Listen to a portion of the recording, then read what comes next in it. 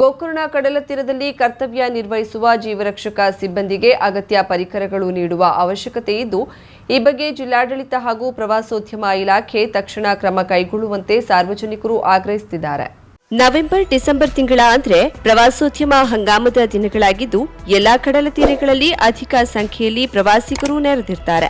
ಸಮುದ್ರದಲ್ಲಿ ಈಜಾಡಲು ತೆರಳಿ ಅನೇಕರು ಅಪಾಯದ ಸುಳಿಗೆ ಸಿಲುಕಿದ ಘಟನೆಗಳು ನಡೆದಿದೆ. ಈ ವೇಳೆ ಇಲ್ಲಿ ಕರ್ತವ್ಯ ನಿರ್ವಹಿಸುವ ಜೀವರಕ್ಷಕ ಸಿಬ್ಬಂದಿಗಳು ಪ್ರವಾಸಿಗರ ಪ್ರಾಣ ಉಳಿಸಿದ್ದಾರೆ. ಆದರೆ ಇವರಿಗೆ ಕಾರ್ಯಾಚರಣೆಗೆ ಅಗತ್ಯವಾದ ಯಾವುದೇ ಉಪಕರಣಗಳು ಲಭ್ಯವಿಲ್ಲ.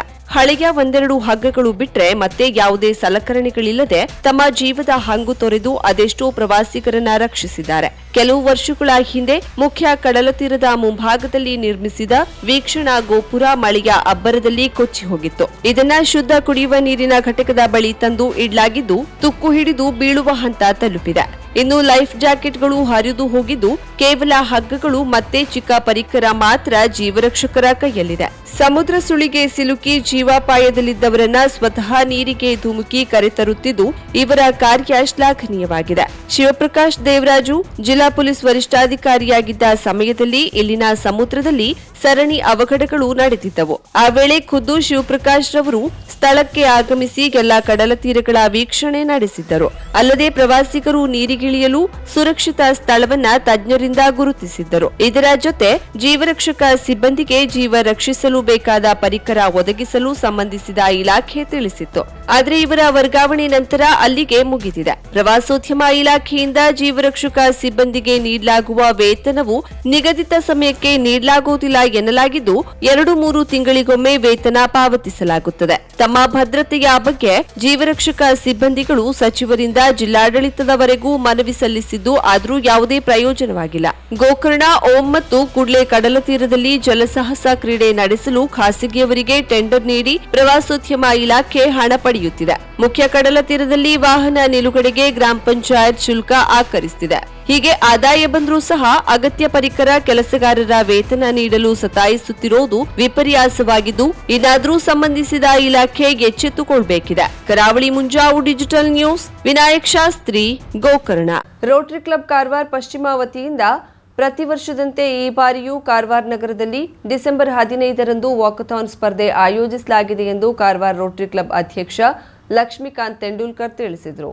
ಕಾರವಾರ ನಗರದ ಜಿಲ್ಲಾ ಪತ್ರಿಕಾ ಭವನದಲ್ಲಿ ಸುದ್ದಿಗೋಷ್ಠಿ ನಡೆಸಿ ಮಾತನಾಡಿದ ಅವರು, ನಗರದ ಮಾಲಾದೇವಿ ಮೈದಾನದಲ್ಲಿ ಡಿಸೆಂಬರ್ 15ರಂದು ಮುಂಜಾನೆ 6:30ಕ್ಕೆ ವಾಕಥಾನ್ಗೆ ಚಾಲನೆ ಸಿಗಲಿದೆ. ಸ್ಪರ್ಧೆಯಲ್ಲಿ 15 ವರ್ಷದೊಳಗಿನ ಹಾಗೂ 16 ವರ್ಷ ಮೇಲ್ಪಟ್ಟ ಗಂಡು ಹಾಗೂ ಹೆಣ್ಣು ಮಕ್ಕಳು ಭಾಗವಹಿಸಬಹುದಾಗಿದೆ ಎಂದರು. 15 ವರ್ಷದೊಳಗಿನ ಹಾಗೂ 55 ವರ್ಷ ಮೇಲ್ಪಟ್ಟವರಿಗೆ 5 ಕಿಲೋಮೀಟರ್ ವಾಕಥಾನ್ ಸ್ಪರ್ಧೆ, 16ರಿಂದ 34 ವರ್ಷದವರಿಗೆ ಹಾಗೂ 35ರಿಂದ 54 ವರ್ಷದವರಿಗೆ 10 ಕಿಲೋಮೀಟರ್ ವಾಕಥಾನ್ ಇರಲಿದೆ. ಎಲ್ಲ ವಿಭಾಗದಲ್ಲಿಯೂ ಮೊದಲ ಸ್ಥಾನ ಪಡೆದವರಿಗೆ 6 ಹಾಗೂ 2ನೇ ಸ್ಥಾನ ಪಡೆದವರಿಗೆ 3,000 ಬಹುಮಾನ ಜೊತೆಗೆ ಟ್ರೋಫಿ ನೀಡಲಾಗುವುದು. ಅಲ್ಲದೆ ಭಾಗವಹಿಸಿದ ಎಲ್ಲರಿಗೂ ಟಿ ಶರ್ಟ್, ಕ್ಯಾಪ್, ಪ್ರಮಾಣ ಪತ್ರ ಹಾಗೂ ಲಘು ಉಪಹಾರದ ವ್ಯವಸ್ಥೆ ಇರಲಿದೆ ಎಂದರು. ಈ ಮ್ಯಾರಥಾನ್ಗೆ ರೋಟರಿ ಪ್ರಾಂತಪಾಲರು ಹಾಗೂ ಉಪ ಪ್ರಾಂತಪಾಲರು ಚಾಲನೆ ನೀಡಲಿದ್ದಾರೆ.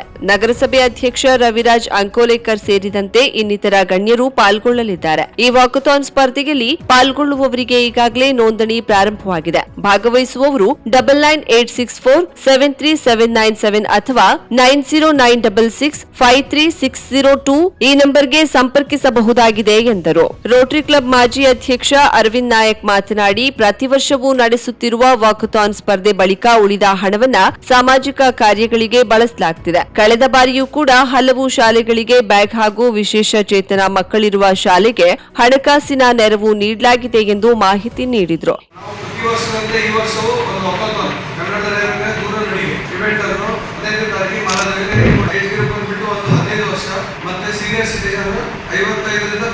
ಇದು 5 ಕಿಲೋಮೀಟರ್ ಮಲಾದೇವಿಯಿಂದ ಸ್ಟಾರ್ಟ್ ಆಗಿ ಕಾಜುಬಾಗಿನಿಂದ ಹೋಗಿ ಗುಡಿಬಾಗ ಮಾರುತಿ ಟೆಂಪಲ್ ತಿರುಗಿ ರಿಟರ್ನ್ ಮಲಾದೇವಿಗೆ ಕ್ಲೋಸ್ ಆಗುತ್ತೆ. ಹಾಗೆ 12 ಕ್ಯಾಟಗರಿ ಇದೆ 10 ಕಿಲೋಮೀಟರ್ಗೆ, ಮತ್ತೆ ಮಧ್ಯ ವಯಸ್ಸಿಗೆ ಯೂತ್ರಲ್ಲಿ 54 ವರ್ಷ. ಇದು ಮಲಾದೇವಿಯಿಂದ ಸ್ಟಾರ್ಟ್ ಆಗಿ ಕಾಜುಬಾಗಿನಿಂದ ಗುಡಿಬಾಗ ತನಕ ಹೋಗಿ ಅಲ್ಲಿಂದ ನನ್ನಗದ್ದ ಟೋಲ್ನಾಕದಿಂದ ಒಂದು ಬಾಂಡಿಸಿದ ತನಕ ಹೋಗಿ ಅಲ್ಲಿಂದ ತಿರುಗಿ ಸವಿತಾ ಹೋಟೆಲ್ ಇಂದ ಮಲಾದೇವಿ ದೇವಸ್ಥಾನ ಗ್ರೌಂಡ್ಗೆ ಕ್ಲೋಸ್ ಆಗ್ತದೆ. ಟೋಟಲ್ ಇದು ಫಸ್ಟ್ ಪ್ರೈಸ್, ಸೆಕೆಂಡ್ ಪ್ರೈಸ್, ಈ ತರ ಟೋಟಲ್ 16 ಪ್ರೈಸ್ ಇಟ್ಟಿದ್ದೇವೆ. ಇದಕ್ಕೆ ನಾವು ಆಸ್ ಎ ಫಂಡ್ ರೈಸರ್ ಆಗಿ ನಾವು ಇದು ಆರ್ಗನೈಸ್ ಮಾಡ್ತೀವಿ. ಸತತ ಇದು ನಮ್ಮ 6ನೇ ವರ್ಷ. ಈ ವೇಳೆ ಜಯದೀಪ್ ಪಾಟೀಲ್, ಸಂದೀಪ್, ಪ್ರೀತಂ ವೆರ್ಣೇಕರ್, ಪ್ರಸಾದ್ ಮಹಾಜನ್, ರಾಜೇಶ್ ಶೆಣೈ, ರತ್ನಾಕರ್, ಪಲ್ಲವಿ ಡಿಸೋಜಾ, ರಮೇಶ್ ತನ್ನ ಸೇರಿದಂತೆ ಇನ್ನಿತರರು ಇದ್ದರು. ರಾಜ್ಯ ಕಾಂಗ್ರೆಸ್ ಸರ್ಕಾರವು ಹಿಂದುಳಿದ ನಿಗಮಗಳಿಗೆ ಹಣ ನೀಡದೆ ಸಂಪೂರ್ಣ ಅನ್ಯಾಯ ಮಾಡುತ್ತಿದೆ. ಸರ್ಕಾರದ ತಾರತಮ್ಯ ನೀತಿಯನ್ನ ಖಂಡಿಸಿ ಡಿಸೆಂಬರ್ 13ರಂದು ಜಿಲ್ಲಾಧಿಕಾರಿ ಕಚೇರಿಯ ಎದುರು ಪ್ರತಿಭಟನೆ ಮಾಡಲಿದ್ದೇವೆಂದು ಬಿಜೆಪಿಯ ಒಬಿಸಿ ಮೋರ್ಚಾದ ಜಿಲ್ಲಾ ಘಟಕದ ಅಧ್ಯಕ್ಷ ರಾಜೇಂದ್ರ ನಾಯ್ಕ್ ಹೇಳಿದರು. ಕಾರವಾರ ನಗರದ ಪತ್ರಿಕಾ ಭವನದಲ್ಲಿ ನಡೆದ ಪತ್ರಿಕಾಗೋಷ್ಠಿಯಲ್ಲಿ ಮಾತನಾಡಿದ ಅವರು, ಸರ್ಕಾರದಿಂದ ಹಿಂದುಳಿದ ವರ್ಗದವರಿಗೆ ವಿವಿಧ ನಿಗಮದ ಮೂಲಕ ವಿವಿಧ ಯೋಜನೆಗಳಿವೆ. ದೇವರಾಜ ಅರಸು ನಿಗಮದ ಅರಿವು ಯೋಜನೆಯಲ್ಲಿ ಬಡ ಮಕ್ಕಳಿಗೆ ವಿದ್ಯಾರ್ಥಿ ವೇತನ, ಉನ್ನತ ವ್ಯಾಸಂಗಕ್ಕೆ ಪ್ರೋತ್ಸಾಹಧನ, ಸ್ವಉದ್ಯೋಗಕ್ಕೆ ಪ್ರೋತ್ಸಾಹಧನ, ಗಂಗಾ ಕಲ್ಯಾಣ ಯೋಜನೆಯಡಿ ರೈತರಿಗೆ ಉಚಿತ ಬೋರ್ವೆಲ್ ಸೌಲಭ್ಯವಿದೆ. ಆದರೆ ಇವುಗಳನ್ನು ಒಳಗೊಂಡು ಯಾವುದೇ ನಿಗಮದ ಯಾವ ಯೋಜನೆಗೂ ಕಾಂಗ್ರೆಸ್ ಸರ್ಕಾರ ಹಣ ನೀಡಿಲ್ಲ. ಮಾತಿನ ಮೊದಲೇ ಗ್ಯಾರಂಟಿ ಎನ್ನುವ ಸರ್ಕಾರವು ನಮ್ಮ ಸಮುದಾಯಕ್ಕೆ ಅನ್ಯಾಯ ಮಾಡಿದೆ. ಹೀಗಾಗಿ ಡಿಸೆಂಬರ್ 13ರಂದು ರಾಜ್ಯ ಬಿಜೆಪಿ ಒಬಿಸಿ ಮೋರ್ಚಾದ ನೇತೃತ್ವದಲ್ಲಿ ರಾಜ್ಯದಾದ್ಯಂತ ಎಲ್ಲಾ ಜಿಲ್ಲಾಧಿಕಾರಿ ಕಚೇರಿಗಳ ಮುಂಭಾಗದಲ್ಲಿ ಪ್ರತಿಭಟನೆ ನಡೆಸಿ ಜಿಲ್ಲಾಧಿಕಾರಿ ಮೂಲಕ ಸರ್ಕಾರಕ್ಕೆ ಮನವಿ ಸಲ್ಲಿಸುತ್ತೇವೆ ಎಂದರು. ಹಿಂದೆ ಬಿಜೆಪಿ ಸರ್ಕಾರವಿದ್ದಾಗ ಬಜೆಟ್ನಲ್ಲಿ ಘೋಷಿಸಿದಂತೆ 546 ಕೋಟಿ ರೂಪಾಯಿ ಅನುದಾನ ಬಿಡುಗಡೆಯಾದರೆ 2023ರಲ್ಲಿ ಅಧಿಕಾರಕ್ಕೆ ಬಂದ ಸಿದ್ದರಾಮಯ್ಯ ನೇತೃತ್ವದ ಕಾಂಗ್ರೆಸ್ ಸರ್ಕಾರ ಈ ನಿಯಮಗಳಿಗೆ ಕೇವಲ 170 ಕೋಟಿ ಬಿಡುಗಡೆ ಮಾಡಿ ಕೈ ತೊಳೆದುಕೊಂಡಿದೆ. ಅಲ್ಲದೆ ಪುಸ್ತಕ ಬಜೆಟ್ನಲ್ಲಿ 1600 ಕೋಟಿ ಅನುದಾನ ಘೋಷಿಸಿ ಕೇವಲ 347 ಕೋಟಿ ಅನುದಾನವನ್ನ ಮಾತ್ರ ಬಿಡುಗಡೆ ಮಾಡಿದೆ. ರಾಜ್ಯದಲ್ಲಿ 55% ಹಿಂದುಳಿದ ಸಮುದಾಯದ ಜನರಿದ್ದಾರೆ. ಹೀಗಾಗಿ ಸರ್ಕಾರವು ಈ ನಿಗಮಗಳಿಗೆ ಹಣ ನೀಡಬೇಕು, ಇಲ್ಲವಾದ್ರೆ ನಿಗಮಗಳನ್ನ ಮುಚ್ಚಬೇಕು ಎಂದರು. ಕಾರವಾರದಲ್ಲಿ ನಡೆಯುವ ಪ್ರತಿಭಟನೆಯಲ್ಲಿ ಬಿಜೆಪಿ ರಾಜ್ಯ ಉಪಾಧ್ಯಕ್ಷೆ ಮಾಜಿ ಶಾಸಕಿ ರೂಪಾಲಿ ನಾಯ್ಕ್, ಒಬಿಸಿ ಮೋರ್ಚಾ ರಾಜ್ಯ ಉಪಾಧ್ಯಕ್ಷ ಎನ್ ಕುಬೇರಪ್ಪ, ಬಿಜೆಪಿ ಜಿಲ್ಲಾಧ್ಯಕ್ಷ ಎನ್ಎಸ್ ಹೆಗಡೆ ಹಾಗೂ ಬಿಜೆಪಿ ಹಾಲಿ ಮಾಜಿ ಶಾಸಕರು, ಬಿಜೆಪಿ ಕಾರ್ಯಕರ್ತರು, ವಿವಿಧ ಸಂಘಟನೆಗಳ ಪದಾಧಿಕಾರಿಗಳು ಭಾಗವಹಿಸಲಿದ್ದಾರೆ ಎಂದರು. ಇವತ್ತು ನಮ್ಮ ಹಿಂದುಳಿದ ವರ್ಗದ ನಿಗಮಗಳಾದ ದೇವರಾಜ ಅರಸು ಹಿಂದುಳಿದ ವರ್ಗದ ನಿಗಮ, SC ST ನಿಗಮ, ಇನ್ನು ಹಿಂದುಳಿದ ವರ್ಗದ ಸಮಾಜಗಳಿಗೆ ಸಂಬಂಧಪಟ್ಟಂತ ಅನೇಕ ನಿಗಮಗಳಿಗೆ ಇವತ್ತು ಇವರು ಸಂಪೂರ್ಣ ಒಂದು ಅನ್ಯಾಯವನ್ನ ಮಾಡಿದ್ದಾರೆ. ದೇವರಾಜ ಅರಸು ನಿಗಮದಲ್ಲಿ ಅರಿವು ಕಾರ್ಯಕ್ರಮ ಇದೆ. ಆ ಅರಿವು ಯೋಜನೆಯಲ್ಲಿ ನಮ್ಮ ಹಿಂದುಳಿದ ಬಡ ಮಕ್ಕಳಿಗೆ ಸ್ಕಾಲರ್ಶಿಪ್ ಸಿಗ್ತಾ ಇತ್ತು. ಉನ್ನತ ವ್ಯಾಸಂಗಕ್ಕಾಗಿ ಅಲ್ಲಿ ಸಾಲಗಳು ಸಿಗ್ತಾ ಇತ್ತು. ಮತ್ತು ಹಿಂದುಳಿದ ವರ್ಗದ ಬಡ ನಿರುದ್ಯೋಗಿ ಯುವಕ ಯುವತಿಯರಿಗೆ ಸಬ್ಸಿಡಿಯಲ್ಲಿ ಸಾಲ ಸಿಗ್ತಾ ಇತ್ತು. ಹಿಂದುಳಿದ ವರ್ಗದ ರೈತರಿಗೆ ಗಂಗಾ ಯೋಜನೆಯಲ್ಲಿ ಬೋರ್ವೆಲ್ಗಳಿಗೆ ಫ್ರೀಯಾಗಿ ಹಣಕಾಸು ಸಿಗ್ತಾ ಇತ್ತು. ಇವೆಲ್ಲ ಇವತ್ತು ಈ ಸರ್ಕಾರ ಬಂದ ಮೇಲೆ ಸಂಪೂರ್ಣ ನಿಂತು ನೀರಾಗಿದೆ. ಸರ್ಕಾರದಿಂದ ಹಣ ಬರ್ತಾ ಇಲ್ಲ. ಕೇಳಿದ್ರೆ ನಾವು ಪಂಚ ಗ್ಯಾರಂಟಿಗಳನ್ನ ಕೊಡ್ತಾ ಇದ್ದೀವಿ, ಅದು ಎಲ್ಲರಿಗೂ ಮುಟ್ತದೆ. ಈ ವಾದವನ್ನು ಹಾಕಿ ಉತ್ತರವನ್ನ ಇವತ್ತು ರಾಜ್ಯ ಸರ್ಕಾರದ ಮುಖ್ಯಮಂತ್ರಿಗಳು, ಉಪಮುಖ್ಯಮಂತ್ರಿಗಳು, ಸಚಿವರು ಇಂಥ ಆರೋಗ್ಯ ಉತ್ತರವನ್ನ ಇವತ್ತು ಮಾತಾಡ್ತಾ ಇದ್ದಾರೆ.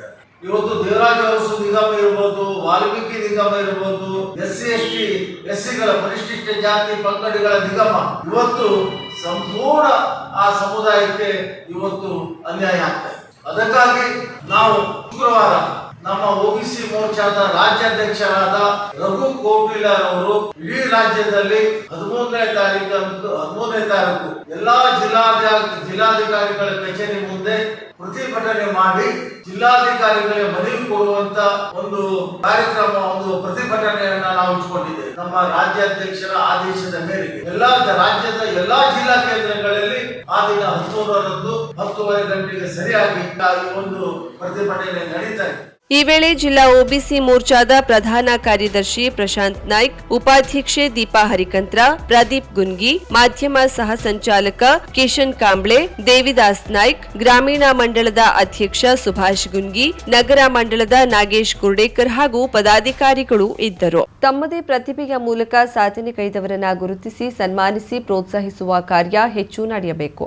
ಇದರಿಂದ ಮತ್ತೊಬ್ಬರು ತಮ್ಮ ಪ್ರತಿಭೆಯ ಅನಾವರಣ ಮಾಡುವ ಮೂಲಕ ಸಾಧನೆ ಮಾಡಲು ಪ್ರೇರೇಪಿಸುತ್ತದೆ ಎಂದು ಹಿರಿಯ ಸಾಹಿತಿ ಹಾಗೂ ಜ್ಯೋತಿಷ್ಯ ವಿಜ್ಞಾನ ಸಂಶೋಧಕ ಮಹಾಬಲಮೂರ್ತಿ ಕೊಡ್ಲೆಕೆರೆ ಹೇಳಿದರು.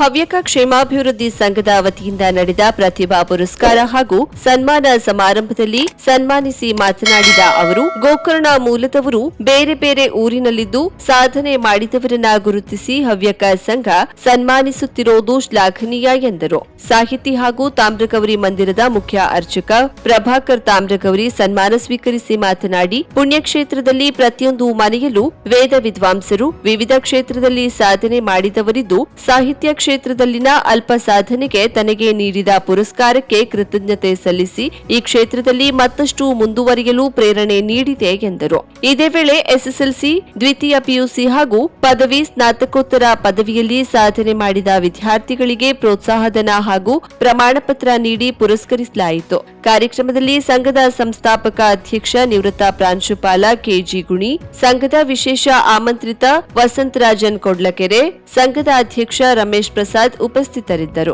ವೇದಮೂರ್ತಿ ಶಂಕರ್ ಜೋಶಿ ವೇದ ಘೋಷದೊಂದಿಗೆ ಕಾರ್ಯಕ್ರಮ ಪ್ರಾರಂಭವಾಯಿತು. ಶೋಭಾ ಉಪಾಧ್ಯ, ಯಶೋಧ ಚಿತ್ರಗಿಮಠ ಪ್ರಾರ್ಥಿಸಿದ್ರು. ಸಂಘದ ಸದಸ್ಯರಾದ ಲಂಬೋದರ್ ಸಭಾಹಿತ, ರವೀಂದ್ರ ಕೊಡ್ಲೆಕೆರೆ, ಗಜಾನನ್ ಸಭಾಹಿತ, ಗಜಾನನ್ ಉಗ್ರು, ಚಂದ್ರಮತಿ ಸಭಾಹಿತ, ಪ್ರಭಾಕರ್ ಪ್ರಸಾದ್, ಲಕ್ಷ್ಮೀನಾರಾಯಣ್ ಜಂಬೆ ಮತ್ತಿತರರು ಸಹಕರಿಸಿದ್ರು. Karavali Munjavu digital news, Vinayak Shastri, Gokarna.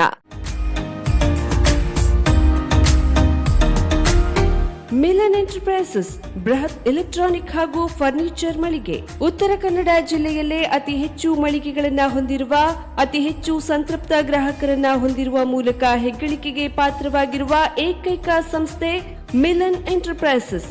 ನಮ್ಮ ಮಳಿಗೆಗಳಲ್ಲಿ ಪ್ರಸಿದ್ಧ ಕಂಪನಿಗಳ electronic refrigerator, washing machine, LED TV, ಎಸಿಗಳು ಲಭ್ಯ. ಭಾರತದ ಕರಾವಳಿ ಹವಾಮಾನಕ್ಕೆ ಹೊಂದಿಕೊಳ್ಳುವ ನಂಬರ್ 1 ಬ್ರ್ಯಾಂಡ್ ಆದ ಗೋದ್ರೇಜ್ ಕಂಪನಿಯ ಕಪಾಟು, ಆಫೀಸ್ ಟೇಬಲ್, ಆಫೀಸ್ ಚೇರ್, ಬ್ಯಾಂಕ್ಗಳಿಗೆ ಹಾಗೂ ಚಿನ್ನದ ಅಂಗಡಿಗಳಿಗೆ ಬೇಕಾಗುವ ಸೇಫ್ ಲಾಕರ್ಗಳು ಅತಿ ಕಡಿಮೆ ಬೆಲೆಯಲ್ಲಿ ಲಭ್ಯವಿದೆ. Teak wood sofa set, wooden dining table ಹಾಗೂ ಗ್ರಾಹಕರಿಗೆ ಬೇಕಾಗುವ ಅಳತೆಯಲ್ಲಿ ನಿಮ್ಮ ಮನೆಗೆ ಹೊಂದಿಕೊಳ್ಳುವ ಹಾಗೆ ಫರ್ನಿಚರ್ಗಳನ್ನ ಮಾಡಿಕೊಡಲಾಗುವುದು. ಕಸ್ಟಮೈಸ್ಡ್ ಕಿಚನ್, ವಾರ್ಡ್ರೋಬ್ಗಳನ್ನ ಅತಿ ಹೆಚ್ಚು ವರ್ಷಗಳ ಕಾಲ ಬಾಳಿಕೆ ಬರುವ ಹಾಗೆ ವಾರಂಟಿಯೊಂದಿಗೆ ಮಾಡಿಕೊಡಲಾಗುವುದು. ನಮ್ಮಲ್ಲಿ ಡ್ಯೂರಾಫ್ಲೆಕ್ಸ್, ಗೋದ್ರೇಜ್ ಕಂಪನಿಯ memory foam mattress, orthopaedic mattress, spring ಮ್ಯಾಟ್ರೆಸ್ಗಳು ಕಡಿಮೆ ಬೆಲೆಯಲ್ಲಿ ಲಭ್ಯ. ವಿವಿಧ ಕಂಪನಿಗಳ ನವೀನ ಮಾದರಿಯ mixer, grinder, fan, cooker, tawa, flask, micro ಓವೆನ್ಗಳು ಲಭ್ಯವಿದೆ. 0% ಬಡ್ಡಿಯೊಂದಿಗೆ ಸ್ಥಳದಲ್ಲಿಯೇ ಬಜಾಜ್ ಫೈನಾನ್ಸ್ ನಿಂದ ಸಾಲ ಸೌಲಭ್ಯವಿದೆ. ಮಿಲನ್ ಎಂಟರ್ಪ್ರೈಸಸ್ ನಲ್ಲಿ ಖರೀದಿ ಮಾಡುವ ಗ್ರಾಹಕರಿಗೆ ಡಿಸ್ಕೌಂಟ್ ಮತ್ತು ಗಿಫ್ಟ್ ಜೊತೆಗೆ ಪ್ರತಿ 2,000 ರೂಪಾಯಿಗಳ ಖರೀದಿಗೆ ಒಂದು ಬಂಪರ್ ಲಕ್ಕಿ ಡ್ರಾ ಕೂಪನ್ ನೀಡಲಾಗುವುದು. ಈ ಲಕ್ಕಿ ಡ್ರಾನಲ್ಲಿ 7 ಲಕ್ಷದವರೆಗೆ ಬಹುಮಾನ ಗೆಲ್ಲುವ ಅವಕಾಶ ನಿಮ್ಮದಾಗಿರುತ್ತದೆ. ಲಕ್ಕಿ ಡ್ರಾದಲ್ಲಿ 1 ಕಾರ್, 2 ಬೈಕ್ ಮತ್ತು ರೆಫ್ರಿಜರೇಟರ್, ವಾಷಿಂಗ್ ಮಷೀನ್ ಸೇರಿದಂತೆ 30 ಲಕ್ಕಿ ಗ್ರಾಹಕರಿಗೆ ಬಹುಮಾನ ಗೆಲ್ಲುವ ಅವಕಾಶ. ಗ್ರಾಹಕರ ಸಂತೃಪ್ತಿಗೆ ನಮ್ಮ ಮೊದಲ ಆದ್ಯತೆ ಎನ್ನುವುದು ಮಿಲನ್ ಎಂಟರ್ಪ್ರೈಸಸ್ನ ವಾಕ್ಯ. ಉತ್ತರ ಕನ್ನಡ ಜಿಲ್ಲೆಯ ನಮ್ಮ ಶೋರೂಮ್ಗಳಾದ old Mahalakshmi supermarket, Mulla stop ಹತ್ತಿರ, ಕಾಜುಬಾಗ್, ಕಾರವಾರ, ಅಗ್ರಿಕಲ್ಚರ್ ಆಫೀಸ್ ಎದುರುಗಡೆ, ಮಾಸ್ತಿಕಟ್ಟೆ ರೋಡ್, ಹೊನ್ನಾವರ, ಸೀಮಾ ಕಾಂಪ್ಲೆಕ್ಸ್ ಹತ್ತಿರ, Moni Basti main road, Bhatkal, Indian bank ಎದುರು, CP Bazaar road, Sirsi, JS building, JN road, Dandeli, KS building, Motikeri road, Haliyal. ಇಲ್ಲಿಗೆ ತಪ್ಪದೇ ಭೇಟಿ ನೀಡಿ ಸಂತೃಪ್ತರಾಗಿ.